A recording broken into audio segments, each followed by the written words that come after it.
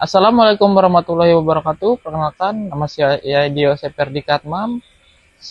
Saya di sini akan mewawancarain dengan Bapak siapa? Muhammad Riko. Bapak Riko. Iya, Saya minta waktunya sebentar ya Bapak Riko. siap. Saya mau bertanya-tanya untuk tugas kuliah Aman, Universitas aman. Terbuka. Oke. Siap.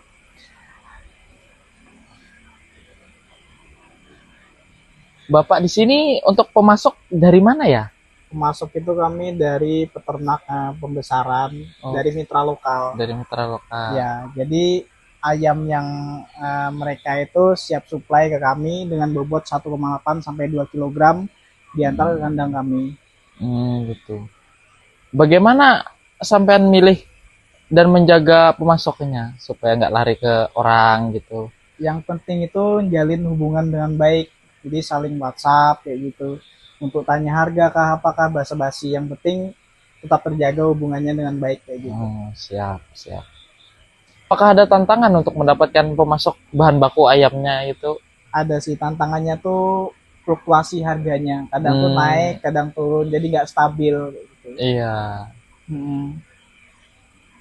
Untuk sektor produksi, apakah semua produk yang diproduksi ini in-house atau ada pihak ketiga yang terlibat? Jadi kami tuh ambil ayam yang sudah besar, yang tadi itu bobotnya sekitar 1,8 sampai 2 kg, Hmm, baru kami proses lagi di sini, kami sembelih, kami bersihkan sampai higienis, baru nanti dilempar ke pasar, dijual di pasar. Bagaimana proses produksi yang bagus untuk memenuhi permintaan pasar yang ada ini? Mereka tuh kadang sekarang tuh konsumen agak kritis ya, jadi mereka tuh cari yang benar-benar bersih, benar-benar segar kayak Cari gitu. yang higienis ya.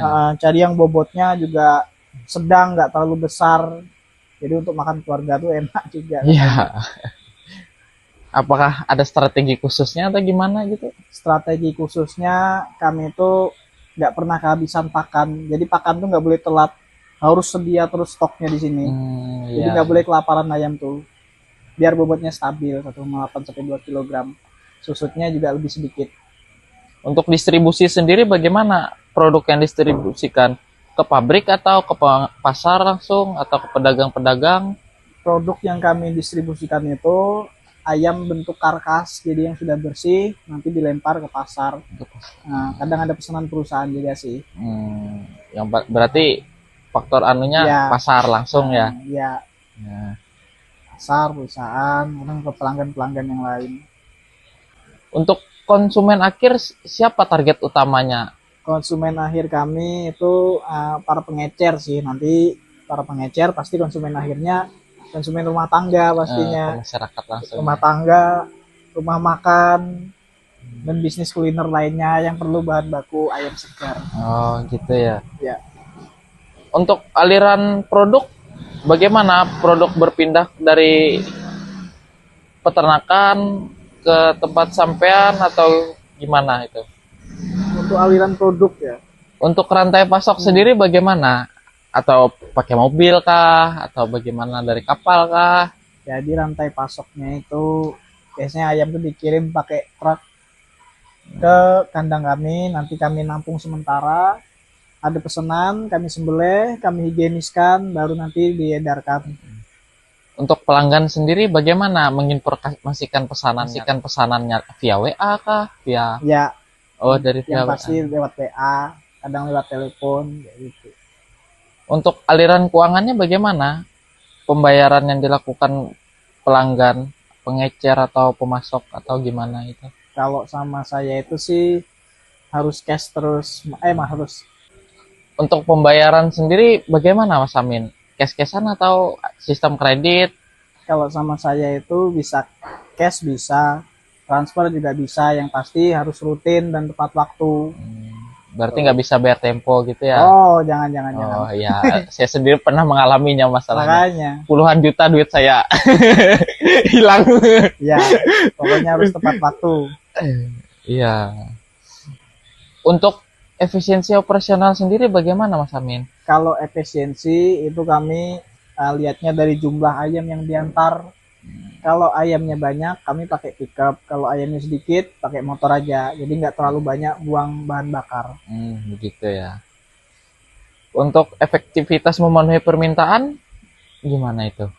Kami secara berkala tuh nanya ke pelanggan-pelanggan hari ini gimana, besok juga gimana, mintanya berapa gitu. Jadi yang penting komunikasi sih. Tiap hari chat-chat aja terus pelanggannya. Untuk evaluasi atau pengembangan sendiri, apakah ada? Ada. Kami juga punya pembukuan sederhana. Gitu. Jadi untuk nyatat hari ini lakunya berapa, terus besoknya lakunya berapa, terus pokoknya ada catatan harian, bulanan, sama tahunan itu pasti udah. Untuk pemilihan alat transportasi sendiri bagaimana? Apakah ada merek khusus? Ada, tentunya kami itu pilih mobil yang punya mobilitas tinggi. Jadi kami biasanya pakai L300, itu kan lincah tuh. Lincah. Jadi mau kami antar ke pelanggan yang jalannya rusak, rutenya jauh itu aman sih. Tapi untuk sekarang kan solar langka, mahal, Dexlet aja sudah tembus 27.000, bagaimana itu? Ya, kami kenakan Aneh. sistem ongkir aja kayak gitu. Mau nggak mau ongkir harus dinaikkan. Iya. Untuk kecepatan sendiri bagaimana? Apakah pesan hari ini langsung diantar hari ini atau harus ada minimal berapa jam sebelum gitu? Ada sih, kalau pesen banyak itu minimal 1 hari sebelumnya sudah harus pesen, sudah harus booking. Soalnya kami ayamnya juga nggak terlalu banyak, terbatas. Tapi kalau untuk pesen sedikit mungkin bisa lah, 2-3 jam langsung kami antar bisa. Itu pun kalau barangnya ada. Untuk jarak distribusinya sendiri apakah jauh? Untuk ke pasar atau Kalau ke pasarnya itu sih sebenarnya nggak terlalu jauh. Kadang yang bikin jauh itu kami punya pelanggan yang dari pelosok-pelosok. Nah itu yang bikin jauh. Apalagi jalannya rusak. Beh, mantap. Untuk regulasi sendiri apakah ada khusus atau bagaimana? Regulasi apa itu mas? Untuk regulasi pengantaran, umpamanya ngantarnya harus pakai box atau Yang langsung dikeranjang gitu aja atau diberi es. Untuk regulasi dari kami atau aturan dari kami pada saat pengantaran ayam itu harus pakai box yang kayak gitu. Nah nanti diisi es batu. Jadi ini nanti diisi es batu biar suhu ayamnya tuh tetap terjaga. Jadi nggak gampang bau ya. Kalau mau lihat juga boleh. Tuh.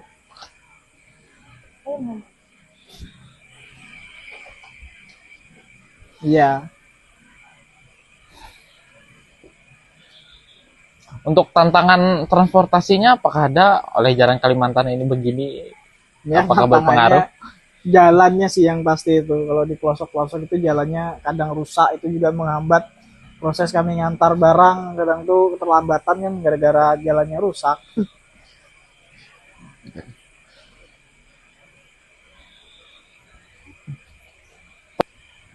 Bagaimana sampean memastikan produk itu bagus sampai konsumen? Yang pasti kami antar barangnya sampai tujuan, nanti kami cek ulang di situ. Kami cek ulang di situ ada yang bau nggak, ada yang biru nggak, atau apa segala macam kan. Nanti kalau ada yang rusak itu pun kami ganti. Dan itu kesalahan kami sendiri kan pada saat pengantaran, gara-gara lambat kah apa-apakah, jadi ayamnya cepat bau gitu. Kadang walaupun sudah dikasih es batu di dalam box, kalau kita kelamaan ngantar itu es batunya sampai cair. Jadi ayamnya tuh nggak kena es batu lagi. Itu yang bisa bikin ayam tuh biru sama bau. Ya. Gitu biasanya. Terima kasih Mas Amin atas waktunya. Siap, aman, Terima kasih banyak. Okay. Assalamualaikum warahmatullahi wabarakatuh.